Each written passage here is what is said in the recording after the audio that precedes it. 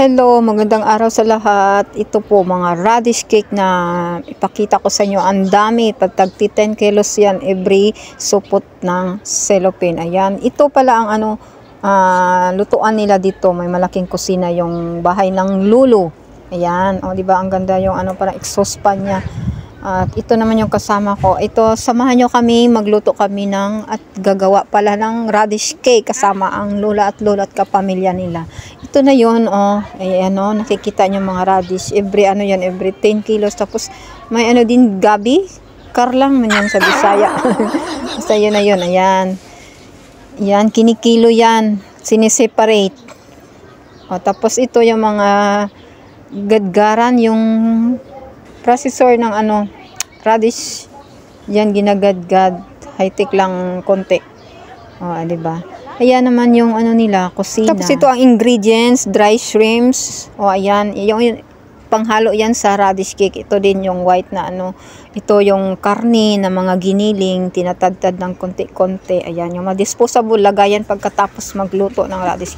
So ito galing si Miss Jocelyn sa bahay ng lula kasi naghahakot kami ng mga materialis na gagamitin para sa pagluto. Ayan, kami ang naghahakot syempre kasi kami ang katulong dito. Tapos ito ang gagamitan, planggana. Planggana naman to sa Bisaya. Iwan ko sa Tagalog ano pangalan nito. Ayan, yun. Pakita ko rin sa inyo yung kusina nila ng lagayan, istakan ng mga kagamitan nila.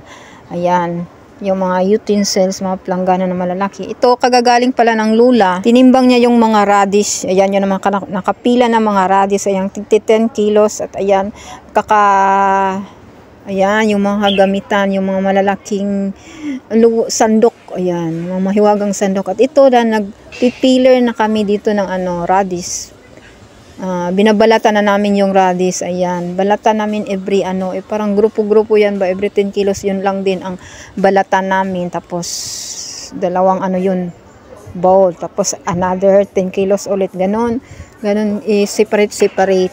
Ayan. Dito kami, nag-video pala nito ng alaga namin. Binidyohan kami, 'di ba? Ang ganda. No?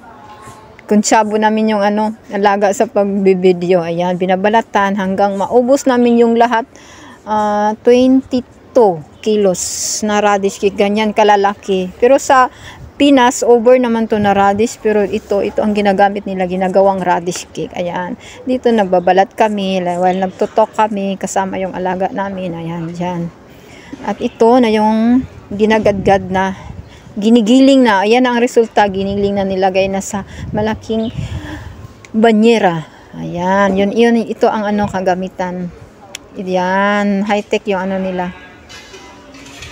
Ayan, yun na. Pagkatapos na naggadgad, ito na ang resulta. Ayan. Nilagay na. Tapos dito, nagluluto na yung lulo sa malaking kawali. Ayan. Nakikita nyo. Ito ang resulta. Tikoy, ito ginawa ng lula. At ito yung mga kanina yung radish. Ito na ang resulta. Radish cake na siya. Diba? Pina-flat ng relatives din ng lula. Pina-flat nila para naging ganito ang resulta ng radish cake sa loob ng disposable na lagayan. Diba? Ang ganda tingnan. Ayan, So, yung assistant ng lulo na nagpa-flat dito ng radish cake, yung mga anak, ayan, yung asawa, relatives, at ito na ang resulta. Radish cake na siya, diba?